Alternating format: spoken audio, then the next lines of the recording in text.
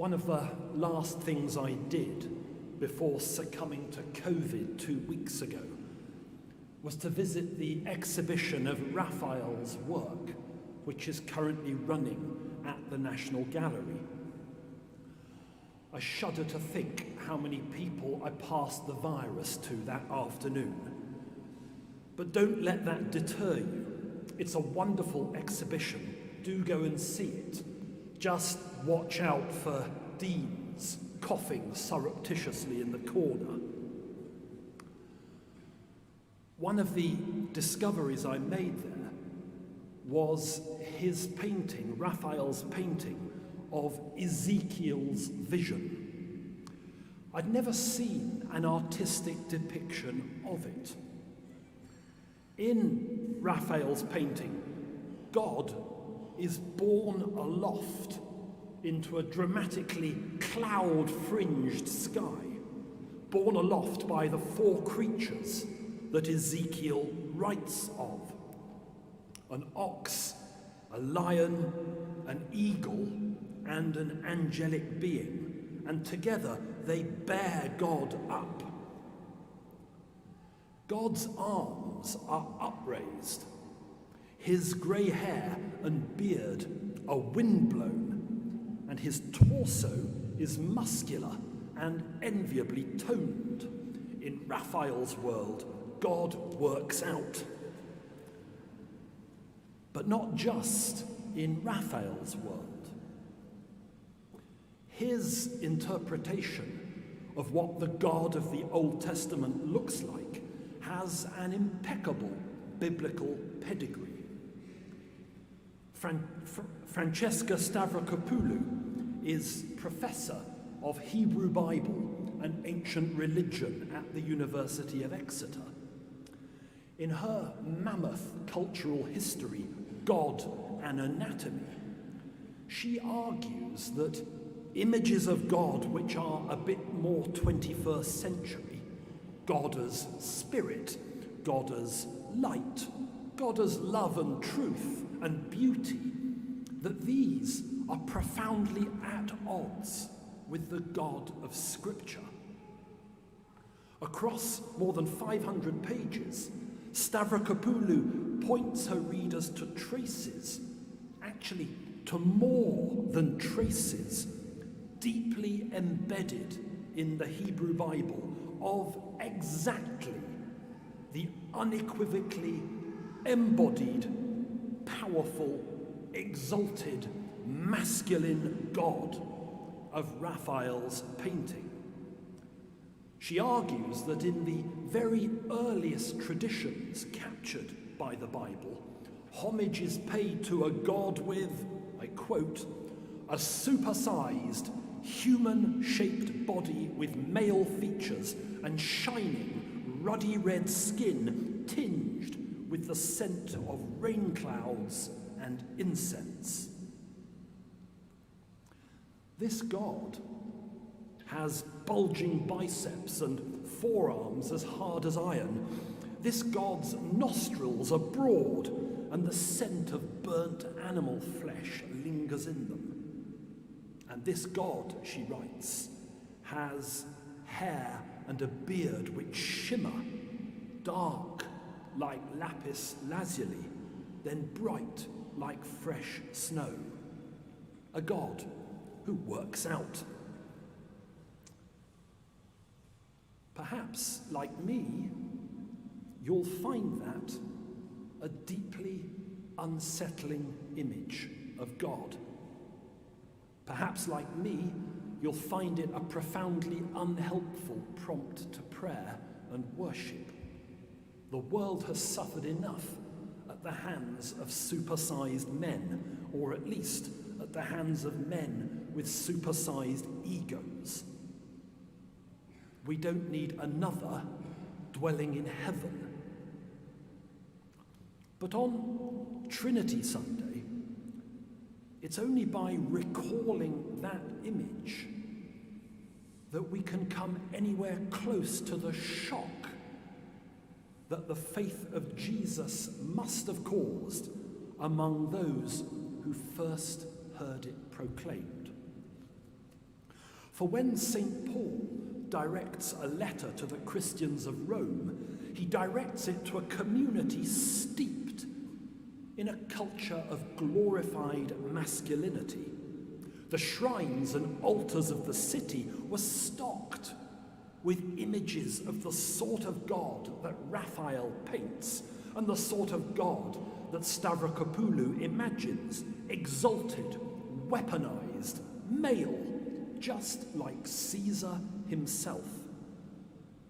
It's into this testosterone-charged milieu that Paul writes 5 words that must have made their early hearers' jaws drop. We boast in our sufferings. We boast in our sufferings. Well, not in first century Rome, you didn't.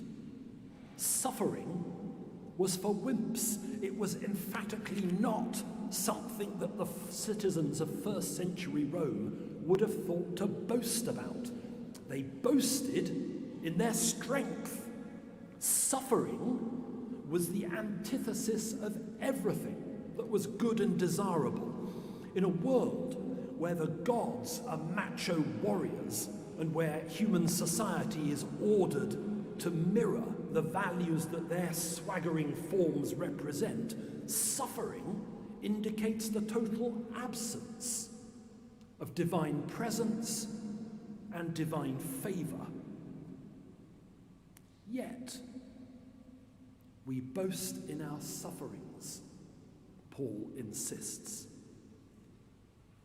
He does so, of course, because he is consumed by his conviction that God has made himself known to the world, not in a spear-toting hero, but in an executed prisoner. Paul's God is a crucified God.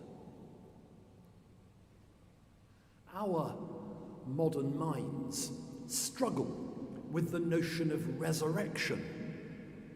In our experience, those who die are not visibly returned to life. But to ancient minds, resurrection was not a huge problem. The myths and legends that they told and retold spoke often of mortals who die and are reborn, or of mortals who die and are turned into gods. To ancient minds, it was crucifixion that was the problem. It was a means of torture so cruel that it was carried out beyond the city walls where decent folks could not see it. It was a means of torture so savage that almost no written records from the ancient world survive describing it. Crucifixion was the guilty secret at the heart of imperial Rome. That a man who had himself be crucified might be hailed as a god, writes our friend Tom Holland, that a man who had himself been crucified might be hailed as a god could not help but be seen by people everywhere across the Roman world as scandalous, obscene, grotesque. But it's in that Paul boasts, in his sufferings that Paul boasts, because he believes that in his sufferings he is united with God, and that because he is united with God, he can look ahead with hope. Hope does not disappoint, he writes.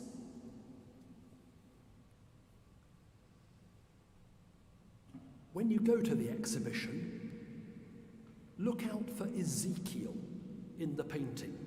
You might almost miss him, but Raphael paints him in just about visible in the bottom left-hand corner, a tiny, tiny figure, barely the size of the eagle's talon, raising his hands to heaven. He's outside God's field of vision. In the overall composition, he is utterly inconsequential. But the gospel of which Paul is a servant and of which he writes to the church in Rome, changes that balance irrevocably. It pulls God off the backs of the four creatures and drags him down to earth, placing him alongside the puny figure of the prophet. It lacerates the taut flesh of his superb physique, wounding his heads and his hands and his side, and wounding them eternally. It plants God's feet on the very soil into which his blood runs, the soil of Donetsk, the soil of Rwanda, the soil of Salisbury. The power of God is not the power of the ancients, writes Paul. It is not visible in swords wielded and lives taken. The power of God holding the universe in being is made visible in the self-giving of the crucified one, who gives away everything that he has and everything that he is, and only then discovers that there is more to come. So Trinity Sunday, dreaded by preachers and probably by congregations, it's not about a doctrine. It does not proclaim a key to all mythologies, an idea which is bigger and better and cleverer than all the ideas that have gone before. Trinity is about the lived experience that countless men and women of faith have had across 2 millennia. It asks us to acknowledge the truth into which the Spirit of truth has led us and which fills our hearts. David Jenkins was a much maligned Bishop of Durham, but towards the end of his life, he was challenged to express this truth in words of one syllable. He rose to the challenge, and it's rarely been better put. It's this: God is. God is as God is in Jesus. And so there is hope.